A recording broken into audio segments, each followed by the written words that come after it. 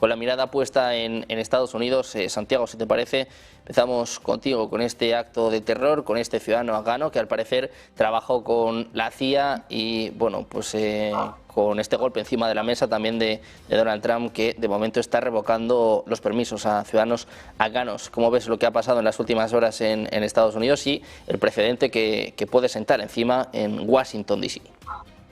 Bueno, ya existía un precedente legal por parte de Donald Trump en la anterior legislatura, por el cual muchos ciudadanos de países de mayoría religiosa islámica pues tenían un poco más restringida la entrada a los Estados Unidos. Entonces este acto a mí me parece que es una suerte no sé cómo decirlo, de profecía autocumplida, en el sentido de que hay que seguir ahondando en esos límites de tránsito para personas que vienen de países como Afganistán, Yemen, Arabia Saudita no, quizás, pero de otros países de mayoría musulmana, porque lo ven como un peligro para la seguridad nacional. No obstante, siempre creo que hay que ver caso por caso para tratar de estudiar, aunque seguramente no lo sepamos todo, qué tipo de biografía personal ha tenido el atacante y qué tipo de biografía política también ha tenido.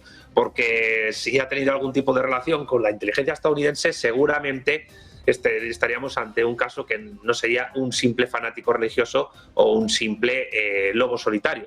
Puedo equivocarme y puede ser así, pero por las relaciones que hay, por los inicios, yo diría que no. De todas maneras, bueno, seguramente en lo que queda de legislatura se produzcan más ataques. Me parece que hay que tener en cuenta que este año en Estados Unidos ha sido un año tremendamente violento, con muchos ataques, muchos tiroteos, no solo el que acabó con la vida de Charlie Kirk, sino en otras circunstancias. Y estamos hablando de un país donde los tiroteos y este tipo de sujetos pues están a la orden del día. Entonces, pues por mi parte creo que no hay nada más que analizar. Simplemente pues estar atento a la cuestión y acostumbrarnos ya a que esto es Estados Unidos. Bueno, pues difícil acostumbrarse a estos sucesos, pero bueno, es cierto, ¿no?, que estamos ante una espiral de violencia. Decía yo que íbamos a sumar más voces. Tenemos a Luis Rodrigo de Castro, profesor de Derecho Internacional Público y Relaciones Internacionales en la Universidad CEU San Pablo. ¿Qué tal, Luis?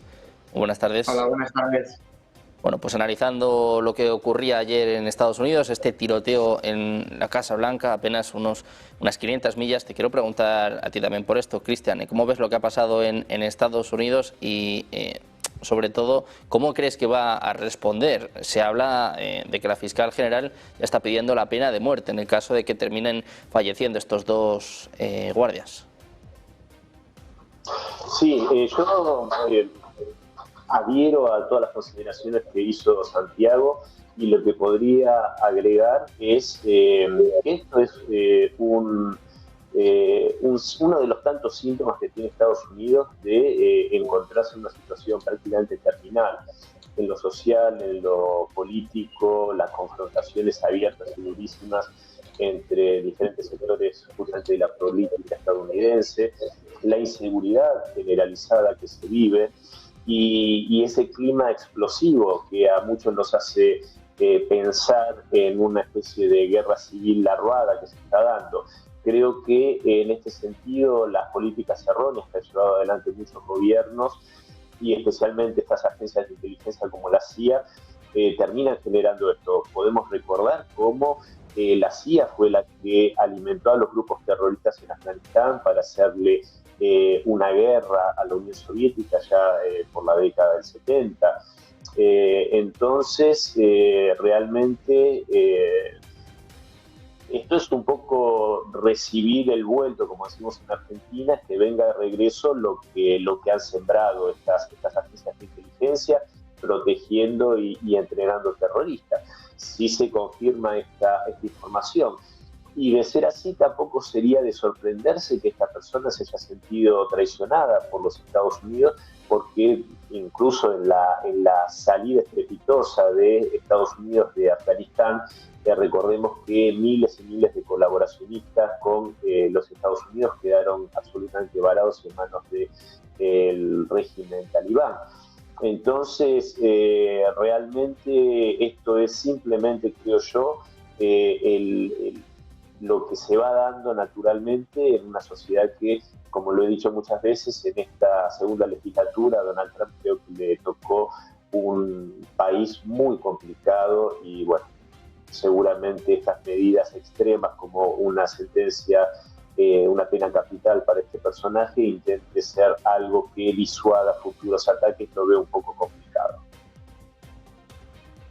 Pues Luis, me gustaría preguntarte también por esta cuestión, este acto de terror en Estados Unidos y bueno, todos los mensajes que hemos visto de Donald Trump. Hoy el director del FBI confirmando pues que tenía ciertos vínculos con la CIA, decía que había trabajado con fuerzas aliadas. ¿Cómo ves lo que ha pasado en estas últimas horas en Estados Unidos?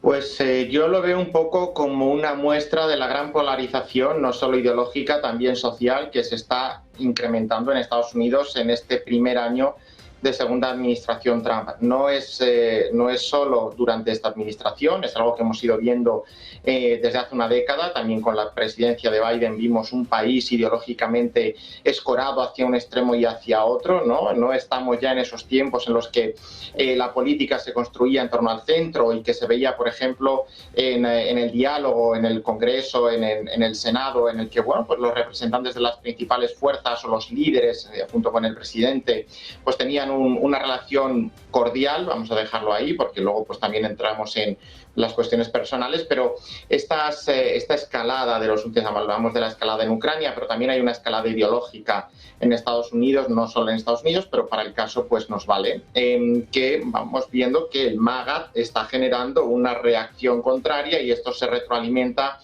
y aquí entendemos situaciones como la que vimos ayer. Hay que dilucidar, también es verdad, si como decían mis compañeros, hay una persona que tuvo relación o que colaboró con los servicios de inteligencia que, bueno, pues estamos descubriendo un poco más cada minuto que pasa, pero si esa persona colaboró en Afganistán con los servicios de inteligencia, si le mueve un afán terrorista o bien un afán de resentimiento personal, ¿no? Eso es lo primero que tenemos que poner en claro, cuál es la motivación, luego ya veremos si es un lobo solitario, si hay una célula, si hay un entramado o hay algo más detrás, ¿no? Pero vamos a partir de la base de que ha sido un ataque contra personal de las fuerzas de seguridad de Estados Unidos, justo en un lugar emblemático que es la Casa Blanca, y evidentemente eso no deja de ser baladí. Ahí hay una simbolicidad, un deseo de, bueno, pues de aparecer como alguien en los medios que atenta contra la fuente máxima del poder en Estados Unidos, que en este caso pues es el presidente. Yo creo que más allá de los debates en torno a la integración o los debates en torno a la inmigración vinculada a la seguridad, en este caso eso debe quedar un poco aparcado y hay primero, como digo, que ver qué movió a esa persona a realizar ese acto. Si es una cuestión de vendetta, de revancha personal, pues da lo mismo que tenga un origen afgano o que tenga un origen de Florida. Eso sería una cuestión secundaria. Si vamos y descubrimos que la motivación tiene más que ver con otro tipo de cuestiones, como la que, por ejemplo, dio lugar a el 11S, por ejemplo, pues igual estamos ya en otras vías, ¿no? Pero yo creo que eso es una prueba ineludible, una muestra palpable de la polarización en Estados Unidos que llega hasta ese extremo. Y la violencia en Estados Unidos, o siempre, ¿no? La posesión de las armas es un debate que nos vuelve a salir, ¿no? Hasta qué punto una persona, es verdad que hay una enmienda constitucional, que hay un catálogo de libertades y que la cuestión de la posesión de armas en Estados Unidos está muy vinculado a lo que es la idiosincrasia del país, ¿no? Y es verdad que los demócratas han intentado siempre apostar por una tendencia, en términos generales, más restrictiva que los republicanos, que han optado por una visión más que posea armas quien quiera, ¿no? Con permiso, sin permiso, pero bueno, es mucho más fácil que en Europa, sin duda, adquirir un arma en Estados Unidos, y eso que ahora estamos viendo que sucede en las calles es lo que también ha venido sucediendo en las escuelas, ¿no? Cuando un chaval